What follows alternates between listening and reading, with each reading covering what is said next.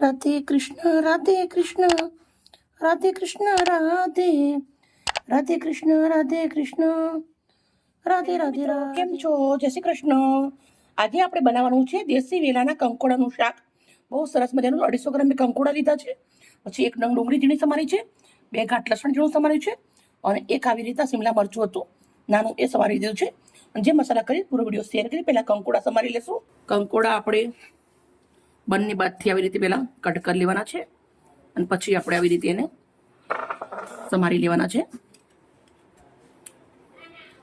આવી રીતે પતલા પતલા આપણે કંકોડાને સમારી લેશું. કંકોડા કૂણા છે એટલે છોલવાની જરૂર નથી. કંકોડા થોડા કડક હોય તો તમારે છોલવા પડે. બધા જ કંકોડા આપણે એવી રીતે સમારી દેશું. આપણે બહુ જ મસ્ત મજાનું આજે કંકોડાનું શાક બનાવવાનું છે. બાજરીના રોટલા જોડે સારું લાગે, પણ અમે ભાખરીના જોડે ખાવાના છીએ. તો વિડીયો તમારા જોડે પૂરો કંકોડાનો વિડીયોનો સમારું છું, પછી શું નાખું છું, કેવી રીતે બનાવું છું, પૂરો વિડીયો શેર કરું છું તમને. આવી રીતે સમાર થઈ ગયા છે. કંકોડા કટ કર્યા પછી આપણે એક કઢાઈ લઈ લીધી છે. એના અંદર આપણે તેલ ગરમ મૂકી દેવાનું છે. તો 1 ચમચા એટલું આપણે તેલ ગરમ મૂકીશું. તેલને મસ્ત ગરમ થવા દેશું. તેલ આપણું સરસ ગરમ થઈ ગયું છે. તો આપણે અંદર થોડા રાઈના દાણા નાખી દો, થોડી હિંગ નાખી દેવાની છે. હવે આપણે જે લસણ ઝીણું સમારેલું છે એ નાખવાનું છે. લસણ પછી આપણે ડુંગળી જે ઝીણી સમારેલી છે એ નાખીશું. ડુંગળી પછી જે આપણા શિમલા મરચું સમારેલું છે એ નાખી દેવાનું છે.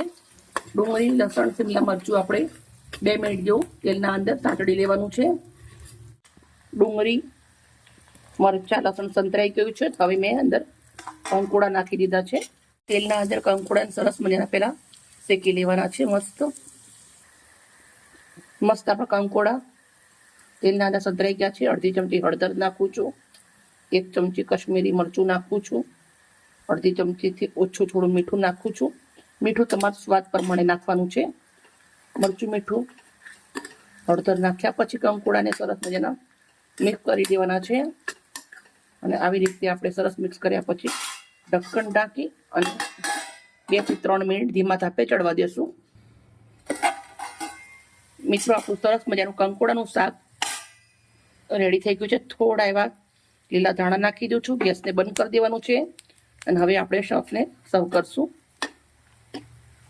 મિત્રો, હું ભાખરી જોડે ખાવાની છું, પણ તમે રોટલા જોડે ખાજો બનાવીને, બહુ જ સરસ લાગશે. વિડીયો સારી લાગે તો પ્લીઝ એક લાઈક કરજો. મેં પ્લેટ લીધી છે. પ્લેટના અંદર આપણે કંકોડાનું શાક નીકાળું છું.